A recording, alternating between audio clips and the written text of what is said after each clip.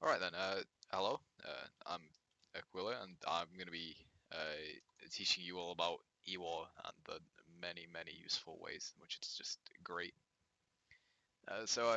First thing to worry about is that, assuming you're all complete new bros, is EWAR is just it's utility modules that don't do any direct damage, but even if you're a new bro firing a 1 day old ship with 1 day of skill training, like a T1 frigate, it has a really significant impact on fleet fights, just because of how powerful it is.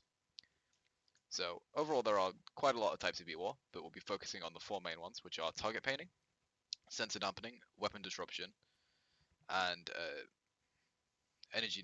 No, it's not. Oh, 1 second, I'm being stupid. Sorry. And ECM. Oh, that's the one I'm playing. Yeah. So all of them are comparatively useful in different situations, but those are different situations, and they are different in quite significant ways. So the first one we're going to focus on is sensor dampening. Now, the T1 E-War frigate for sensor dampening is the Molus, which is, there you go, Scalente.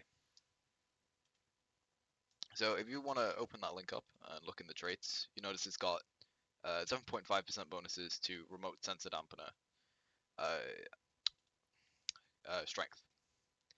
So the module which that's referring to is that and all its Tech 2 variants.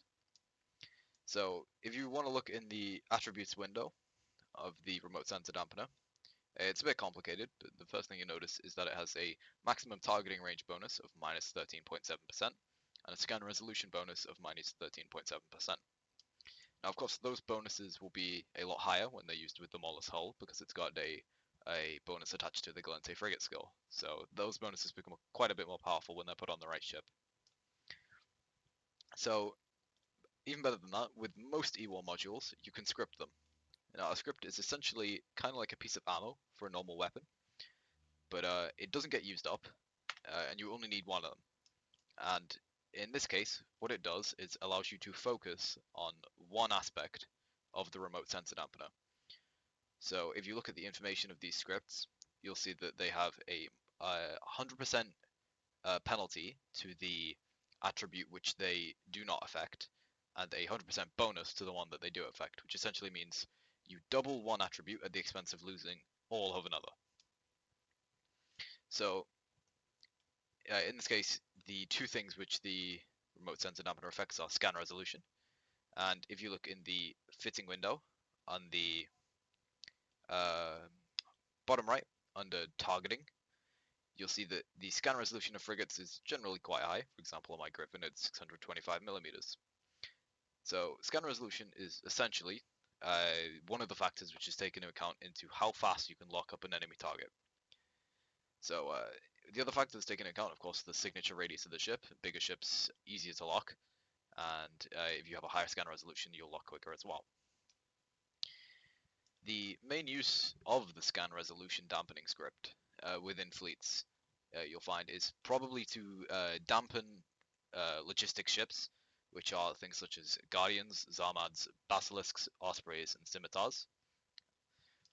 And essentially this means that when the friendly fleet is shooting at an enemy ship, it will take the Logi longer to lock them up, which means we have a longer time to shoot at them before they can receive repairs, which essentially boils down to we have a higher chance of killing them before they can get reps. Very useful. The other script, the targeting ridge damping script, is probably even more powerful. So, especially on smaller ships, so for example on the Griffin T1 frigate, I've got a locking range of only, actually it does not say in the fitting window, it's in the attributes. Maximum target range of only 68 kilometers, and that's with my skills, base value 65. So, if a enemy fleet, for example, Loki's legions, T3Cs, Ikitasas, they like to be very kitey ships. And if you can shoot or get one ship with the maximum range targeting script, it essentially means that he won't be able to lock out to his full range, which if he's kiting will mean he probably can't shoot at all. That's incredibly useful because essentially in a ship worth maybe a million ISK maximum, you've taken one enemy DPS ship completely out of the fight. for, again, very, very low price. This is less effective if you're in like a brawly fleet, because even with the maybe the locking range halved, they're still going to be able to lock up everyone. So that's maybe mainly used against long range caddy fleets. If you notice that it's instead of a short range brawly fleet, I'd recommend instead changing to the scan resolution dampening script and focusing on enemy logistic ships. The way of countering a remote sensor dampener is through a either remote sensor booster or a sensor booster, which I will link for you now. That's a remote one, which essentially means it affects other ships. What this does is it's the opposite, so it can boost targeting range or it can boost scan resolution. So if you have one of these fitted, it essentially means you can sort of nullify the penalty of having one sensor dampener on you, and just like the normal sensor dampeners, these can be scripted to either focus on increasing the targeting range or increasing the scan resolution. It's a very useful type of E-War overall, because it's incredibly valuable. It's hard to counter because not many enemy ships can fit these sensor dampeners. It forces them to come in close, which makes them more vulnerable, and if they don't come in close, the enemy fleet has less DPS. It's very powerful. So that's the Galente E-War. The second type of E-War is Weapon Disruption, which comes in two forms. The Weapon Disruption ship for the T1 frigate is called the Crucifier. It's an Amar ship. There's the link to it. Now, there are two types of Weapon Disruptor. A Guidance Disruptor and a Tracking Disruptor. And the difference between these is that they essentially do the same thing, but the Weapon Disruptor focuses on turret weapons, such as beam lasers, pulse lasers, blasters, railguns, artillery, and autocannons, and Triglavian weapons. Whereas the Guidance Disruptor only works on missiles. They do not work on each other. So a Guidance Disruptor will not affect ships using guns. So let's focus on the Tracking Disruptors first, because those are the most common ones. Most enemy ships will be using guns over missiles. You'll again notice that the two things it affects are fall off and optimal range and tracking speed. So the fall off bonus and the optimal range bonus, they go together, so they're part of the same script. Essentially this would mean that either if it's they're out at significant range, this will mean that the enemy will be applying no damage because they won't be able to even hit your friendly ships. But even if they're within close range, this will reduce the damage they're doing by a pretty decent amount because it will put them into a range which their weapons and their ship aren't used to doing. It's essentially a straight DPS nerf to the enemy ships. The tracking speed bonus is a little bit more complicated. So, as I'm sure you're aware, a small ship going very quickly is very hard for a large ship guns to hit. And if you're hitting an enemy ship with a tracking speed penalty, it essentially makes it even harder for them to hit small ships. This is most effective up close because of geometry, of course, transversal velocity is much higher. So it just boils down to at long ranges they're probably going to be able to hit you anyway, so there's not much benefit in reducing it even further. Or they probably are going to be able to hit you, sorry, because the transversal velocity is very low. The second type of weapon disruptor is the guidance disruptor, which is almost the same thing but for missiles. So here's a guidance disruptor 1. As you can see, it has a missile velocity bonus, a explosion velocity bonus, an explosion radius bonus, and a flight time bonus. But of course these are negative, so they're actually penalties. A precision disruption script affects the velocity of the explosion and the explosion speed. No, the explosion size and the explosion velocity. If you're not familiar with how missile mechanics work, essentially, if your ship is going faster than the velocity of the explosion of the missile, it will take reduced damage. And if the signature radius of your ship is lower than the explosion radius of a missile, you will also take reduced damage. So against missile ships, which are using, for example, heavy assault missiles or heavy missile launchers, this is again essentially a straight DPS nerf to the enemy DPS ship you're targeting. Very useful. The second type of script on this is the missile range disruption script. This reduces the missile flight time, which means it flies for less, which speed equals distance over time. If it flies for less time, it will go less distance. It means less range. The velocity bonus, of course, works in the same way, but this also has the added advantage of taking longer for the missiles to reach the target, which means DPS is delayed, which is very good because it means more time for friendly logistic ships to lock up targeted ships and get them repairs before the damage reaches them. The Crusader Fire is pretty good at the moment, and yeah, it's another very powerful form of EWAR. The third EWAR frigate is the Griffin, which is what I'm currently flying, and this uses ECM modules, or electronic countermeasures, and these are, well, they used to be one of the most powerful forms of EWAR, but they've been changed recently. What they do is they have an attribute called jam strength, so for example a gravimetric ECM jammer. There you go. You notice it has a certain jam strength, which would be 3.3 for gravimetric and 1.1 for the other sensor types. I'll explain what that means shortly. These, like other ECM modules, have other EWAR modules have a set optimal range. And essentially what they do here is it will do a math check of the jammer strength of the module against the sensor strength of a ship. So for example, the sensor strength of my Griffin is 17 points, which essentially means if I'm being jammed with 3.3 jam strength by one gravimetric ECM1 module, I have a 3.3 divided by 17 chance of getting jammed. What a jammed does, in case you're not sure, is it will break all locks that the enemy has, but in addition to that, it will mean that they can't lock anything else for another 20 seconds. Which is again very powerful because you're either taking logistics out of the fight completely for 20 seconds, or you're taking a DPS ship out of the fight completely for 20 seconds. The only caveat to this is that they can still lock you. So if you successfully jump someone, they will not be able to lock anyone else except the ship which is jamming them. Which means that they'll have nothing to shoot at but you, so they probably will shoot at you. So you're going to need to be very on the ball with getting shot at and getting warping around to save your ship. And second of all is that you'll notice it has different jam strengths for different types of sensor.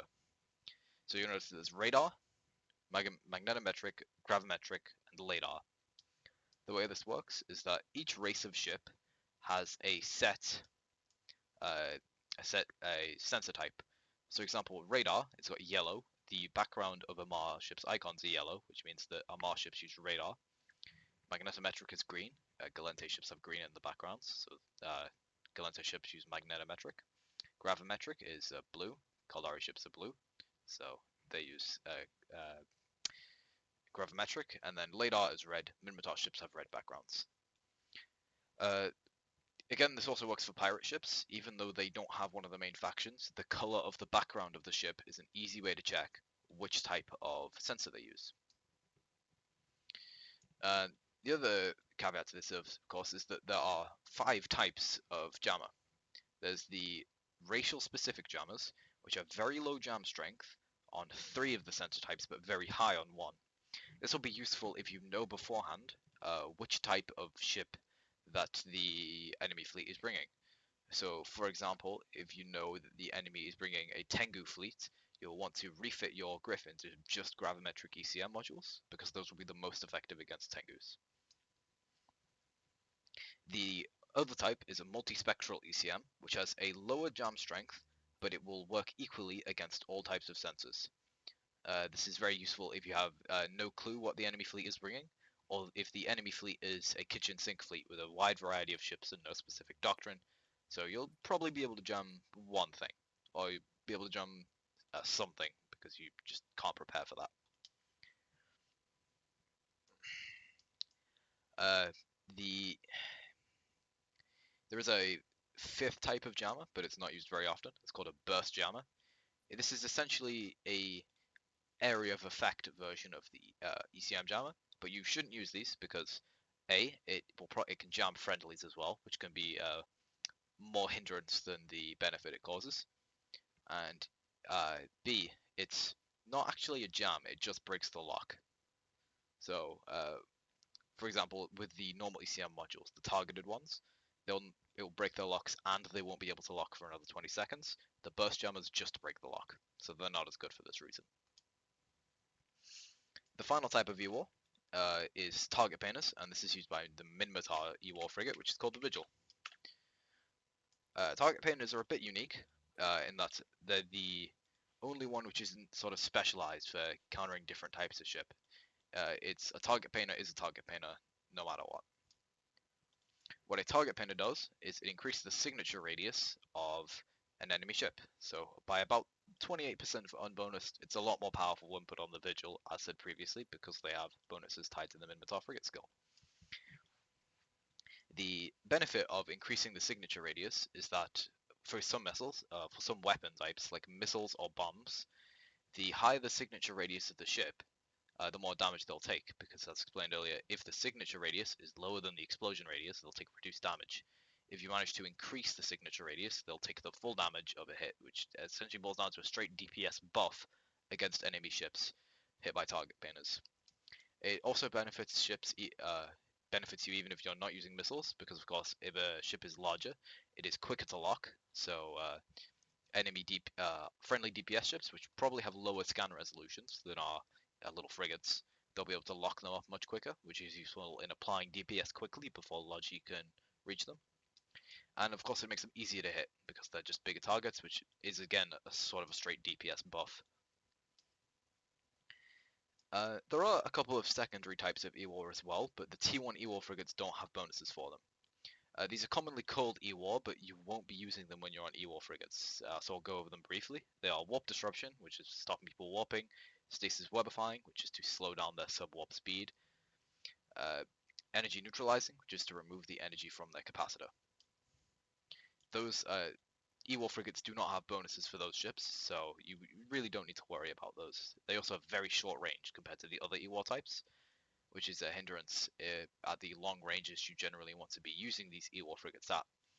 Because, as said, if you look at the E-War frigates in the fitting tab, mine only has 1,465 EHP, which essentially means one enemy DPS ship will be able to probably kill me with one shot. So the best way to fly these E-War frigates is to not stay with the main fleet, but to spread out as much as you can. What FCs will frequently do is they'll call this starbursting. So they'll say that E-War frigates should starburst, which essentially means turn your propulsion mod on, which should be a micro warp drive on a frigate, and burn in a random direction. When this happens, you should always try to be aligned to either a friendly fleet member over 150 kilometers away, so you can warp to them, a celestial, an anomaly, a planet, or a structure, something like that. When you see that enemy targets are yellow boxing you, which is in the overview they will have a yellow box around their ship icon. This means that they have locked you, and they're probably going to shoot at you. When you see this happen, you should warp to the thing you're aligned to, which should be instant, and warp back to another fleet member. This will try to keep your E-War frigate alive for as long as it can, to provide the most impact on the fight. Because if you manage to get locked down and you don't warp away in time, an E-War frigate is probably going to die, as I said, just because they don't have much tank. So yeah, this essentially boils down to it. As a new player, an E-War frigate is one of the most powerful roles you can take in a fleet, simply because of the very low SP requirements, and when masked, the very high impact and the difficulty in dealing with these ships by the enemy fleets.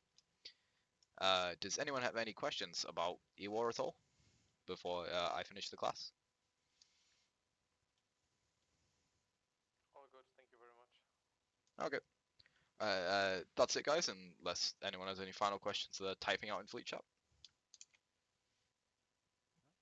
Thank you. No, guys. Have a good one. You're free to go back to catch one, get some pew pew. I think they're doing something down there. I'll see you guys around. Thank you, see you. See you.